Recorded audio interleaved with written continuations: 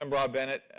If Charlie is the token conservative, then I'm the token platform representative. So I'm not sure how this is going to go for me. We'll see. I thought since this is our first year at ISOJ, and thank you, Rosenthal, for having us, I'd just give a little context. Because even though it's our first year, Microsoft has been partnering with journalists and publishers for more than 20 years, most popularly probably through our Microsoft News and MSN portals that reach 500 million people around the world in 28 languages. But when I think about Microsoft's contributions and the way that we work with journalists and publishers, I really think of it in four different buckets. So I just wanted to give some context. The first is providing technologies that enable people around the world to more easily consume news and other content. And the most typical example would be the web browser.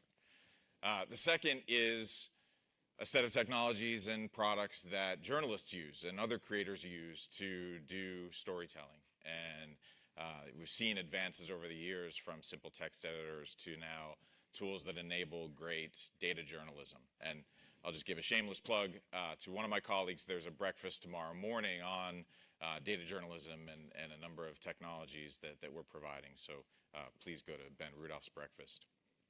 The third is with publishers at large that are trying to deliver content at scale to people around the world. We think it's important for us to be able to provide cheap services that publishers can use to deliver content to millions and millions and billions of people around the world.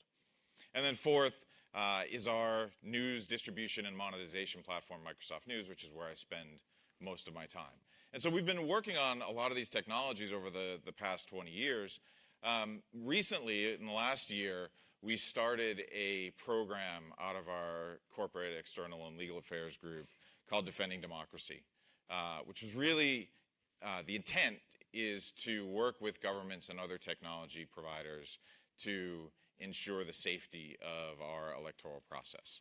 And there's a lot of different efforts that are happening across the industry. Many of you have been part of that.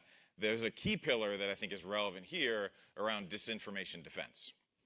And we think that it's super critical for Microsoft as a technology leader to work with other technology companies to provide our skills in developing AI and scale computing to help journalism and consumers get to a world of rich, trusted, fact-based journalism. So that's a big effort that we're focused on, and I'm happy to talk more about that. I'm breaking with tradition of any technology company, and I only have 2 slides, and one of them is this one. So we're already halfway through. Microsoft News, the area that I spend most of my time on, we work with publishers and journalists around the world. I wanted to give you some context on the way we think about our mission, and you know, I think it's helpful for a platform to provide some transparency into the way that we think about things and the way my team thinks about things. And coincidentally, a lot of the things that we came up with align very nicely to the commission report, which I was very thankful for. We believe fundamentally in 5 things on my team. The first and most important, we think that a free, well-funded press plays a critical role in society. I hope everyone here believes that. We've been working to create revenue models and business models over the past 20 years that fund journalism. And you know, now, over the last 5 years, we've given away more than $750 million back to publishers in the form of real top-line revenue. We want to reward publishers for great journalism that appears on our sites and our platforms. Secondly, we believe in delivering unparalleled breadth and depth of high-quality, fact-based journalism. We work with 1,200 publishing partners around the world. That equates to about 4,500 publishing brands in 28 languages, 50 different editions around the world.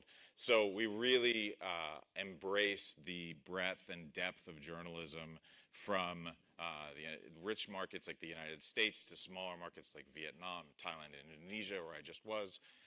And we think that having the diversity of voices is critical in establishing trust with consumers. We believe that trustworthy and diverse perspectives matter. We work, again, with a variety of publishers. We work with a variety of journalists internally, and we really strive to publish diverse perspectives through new features that we're shipping, like our Spotlight feature that shows multiple perspectives on a story, or in our Bing search engine where we have multiple perspectives on answers. So even if you ask a very mundane question like, is kale good for me? We can provide different perspectives on that and make sure that people are seeing a depth and breadth of information. We believe in the power of combining human and machine curation. This is sort of interesting. There's a spectrum of when we curate news and when different platform providers curate news. Some people are on the all human side. Some people are on the all search and AI side. We actually think neither one is completely right and that the power is really combined in the middle. So we have more than 800 editors around the world in 50 locations. Very proud of that team and the work that they do every day to select high quality content. They couldn't do that without the assistance of machine learning and AI.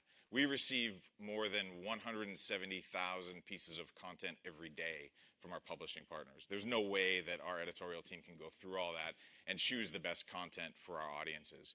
So we use ML, we use AI to try to categorize, qualify, make sure that the content is error-free, doesn't contain objectionable content, and we're doing things like starting to trace news provenance and understand where stories actually came from other sources to assist our human editors in curating the best possible experience for our audience.